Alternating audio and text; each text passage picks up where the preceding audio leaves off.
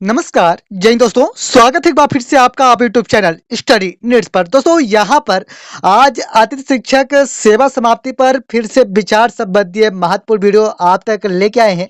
लेकिन यहाँ पर सबसे पहले अगर हम बात करें आपके साथ कि हाल ही में अतिथि शिक्षक सेवा समाप्ति की गई है, उसके क्या कुछ महत्वपूर्ण कारण निकल के आ रहे हैं, क्यों आप सभी को 12 महीने का कार्यकाल इस सत्र के साथ नहीं दिया गया, इसके बारे में बात करें।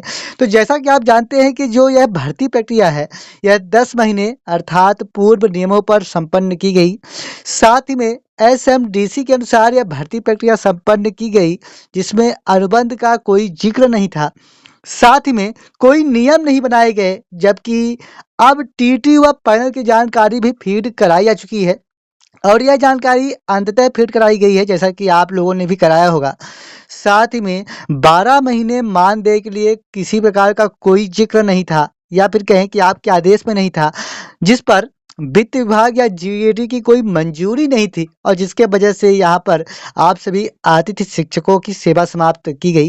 निश्चित ही कह सकते हैं कि आप सभी निराश व परेशान स्थितियों में चल रहे होंगे और आज की स्थिति में काफ़ी निराश स्थितियों में होंगे, क्योंकि यहाँ पर आप बेरोजगार हुए हैं। तो निश्चित ही कह सकते हैं कि अभी फिलहाल आप काफ़ी परेशान स्थितियों में चल रहे होंगे, लेकिन इस वीडियो के साथ कुछ महत्वपूर्ण बिंदुओं के साथ बात करेंगे, इसलिए निवेदन के साथ कि वीडियो में अंत तक जरूर बने रहें।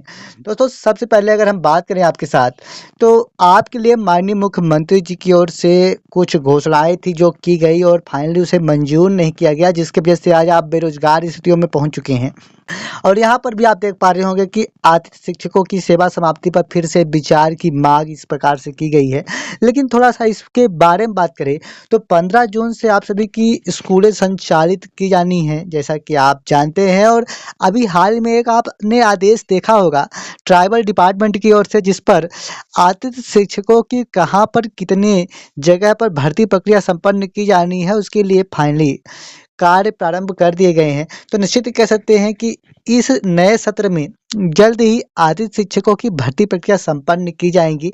और यहाँ पर अगर मैं आपसे कहूँ कि अगर आपके लिए कोई नई रूपरेखा निर्धारित नहीं की जा रही है, अगर आपके लिए कोई इस प्रकार का कोई प्लान नहीं है, आपका भविष्य सुरक्षित किए जाने संबंधी कोई जिक्र नहीं है, तो आप सभी के टीटी की जानकारी फीड क्यों कराई गई? क्योंकि हर एक कार्यों के पीछे कोई न कोई उद्देश्य होता है। साथ ही में विषय वर्ग एवं वर्गवार फीडिंग क्यों कराई गई आप समस्त अतिथि शिक्षकों से? साथ ही में समिति गठन का उद्देश्य क्या था? दोस्तों इसे कमेंट बॉक्स में जरूर बताइएगा। लेकिन आप सभी से एक निवेदन करना चाहूँगा कि 15 जून से आप सभी की स्कूलें प्रारंभ होने को है और जल्द ही इस बार अतिथि शिक्षकों की भर्ती प्रक्रिया संपन्न किए जाने की पूर्णतः संभावनाएं बन रही हैं। और अंततः आप सभी से यही कहेंगे कि परिश्रम का फल निश्चित ही मीठा होता है और आप हमेशा सकारात्मक रहें, इस प्रकार से परेशान स्थितियों में न रहें।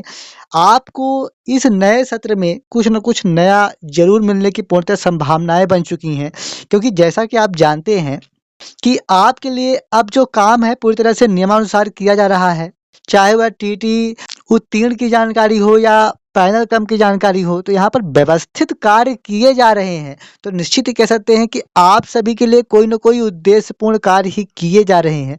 और आप सभी की जो पिछले सत्र यानी 2023-24 की स्थिति में भर्ती प्रक्रिया संपन्न की गई वह एसएमडीसी के द्वारा संपन्न की गई और एसएमडीसी के अनुसार 10 महीने का ही कार्यकाल आपके लिए निर्धारित था और जिसके वजह से निश्चित ही कह सकते हैं कि आप सभी को 12 महीने का सेवा काल नहीं दिया गया, या फिर कहें कि वित्त विभाग की भी मंजूरी देनी पड़ती है आप सभी के 12 महीने के कार्यकाल के लिए। और अगर मैं बात करूं तो मई व जून के लिए मंजूरी भी जीएडी या वित्त विभाग की ओर से नहीं मिली और जिसके वजह से यहाँ पर आप सभी के लिए आदेश जारी नहीं हो पाए। लेकिन यहाँ पर जारी किए जा सकते हैं, यह भी कहा जा सकता है। लेकिन आप सभी फिलहाल सकारात्मक रहें, आपके संघर्ष की जीत होगी। लगातार आपके लिए आपके प्रदेश अध्यक्ष और साथ ही में अलग-अलग संगठन के पदाधिकारी की ओर से लगातार एक अच्छा प्रयास किया गया और किया भी जा रहा है, निश्चित ही कह सकते हैं। और हमने कई बार देखा है कि निश्चित ही कह सकते हैं कि आपके लिए एक हमेशा ही सकारात्मक परिणाम के साथ, एक नई संघर्ष के साथ समस्त अतिथि शिक्षक के पदाधिकारी निश्चित ही कह सकते हैं कि आपके लिए चिंतित अवस्था में देखने को मिलते हैं और हमेशा एक्टिव रहते हैं। तो निश्चित ही कह सकते हैं कि उन सभी संघर्षों का परिणाम निश्चित ही अंततः मिलेगा, पूरे विश्वास के साथ कह सकते हैं। फिलहाल आज आप निश्चित ही कह सकते हैं कि परेशान स्थितियों में होंगे, क्योंकि बेरोजगार स्थितियों में पहुंचे हैं, लेकिन आप सभी सकारात्मक रहें, परिणाम भी सकारात्मक मिलने की पूर्णतः संभावनाएं बन रही हैं। लगातार हम आपको अप टू डेट करते रहेंगे। और भी आपके कोई कीमती सुझाव है तो कमेंट बॉक्स में जरूर बताइए। मिलेंगे आप सब एक और नई वीडियो के साथ, तब तक के लिए धन्यवाद।